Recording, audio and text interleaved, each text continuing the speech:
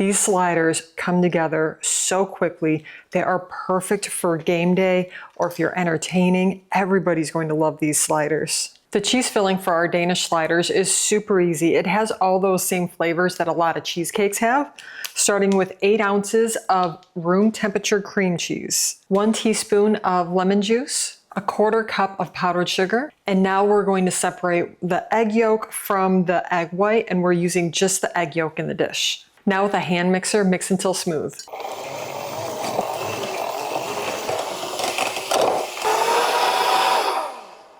Once mixed until smooth, just scrape down the edges to make sure that you don't have any pockets of egg, any sugar pockets. Just make sure it's nice and smooth. Place the buns in the baking dish, and because we're serving these like donuts, we're going to separate all of them. You can use regular potato buns like these. You can also use like a sweet style bun, whichever you have available. Now hollow out the inside. You're just going to want to go down. I'll show you here. We're going to take out that center. You want to make sure that you don't pierce the bottom.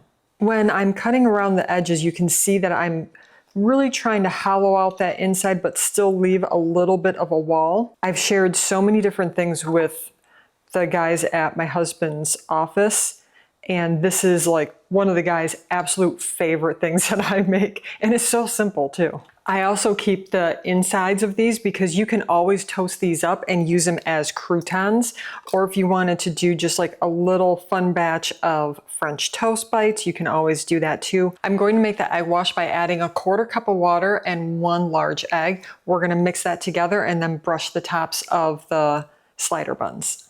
And I'm going to do just a few at a time because we need to sprinkle some of that sugar on top. And it's important that you don't wait too long because the sugar won't stick then. The recipe calls for 1 tablespoon of sugar, just depending on the size of your sliders. Again, that may vary just a little bit, but we're just sprinkling just a little bit on the edge to just sweeten it and give it a little bit of caramelization once it comes out of the oven. Since we're adding the apple pie filling on top, we're going to just want to fill this about halfway. You can either add the cream cheese mixture into a piping bag, or you can just spoon it right in. Press it down and then just repeat. I love these Danishes. They are just so easy to make, and it tastes so much like just your regular cheese Danish. And the balance of the tangy cream cheese with that apple pie topping is just crazy delicious. The apple pie filling is completely up to you. If you want to keep it super easy, super simple, buy some apple pie filling from your local grocery store, or I will also add a link into the information below for my homemade apple pie filling. If you buy a store-bought apple pie filling, I recommend to just dice it up a little bit for your Danish sliders. And then we're just going to top each slider. Preheat your oven to 375 degrees. If you have a convection oven, you may need to adjust it down 25 degrees depending on the make and model of your stove. But we're gonna pop these in the oven for about 12 to 15 minutes until they're just lightly golden brown. Our sliders are out of the oven. We're gonna make the glaze to go on top of them. Start with 1 cup powdered sugar, and then we're going to add about a tablespoon of milk in. We're gonna go slow on this just because we wanna make sure that it's not too runny. When it comes to a glaze, there's so many different thicknesses depending on what you're making. So this one, I don't want it to be too firm. I want it to be slightly soft. So we're just gonna add a little bit of milk in at a time until we achieve that perfect consistency. And here's exactly what I'm looking for. So you can see with this sauce, that it's not quite see-through like normally you would do like with a donut glaze or something like that. And it's not so thick that it's almost like a paste. We just want that perfect in between. So then we can just lightly glaze our sliders. Just drizzle a little bit on.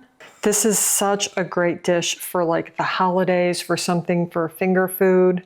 If you just want a quick, easy treat or a dish to pass for like game day. And you could always do like a mix of, you know, maybe half apple, half cherry. I do have so many different options on my website too at the Salty Cooker if you want to check them out. They are so delicious. They smell amazing. It's like apple pie met a cheesecake in with a Danish. I mean, the whole combination is so good.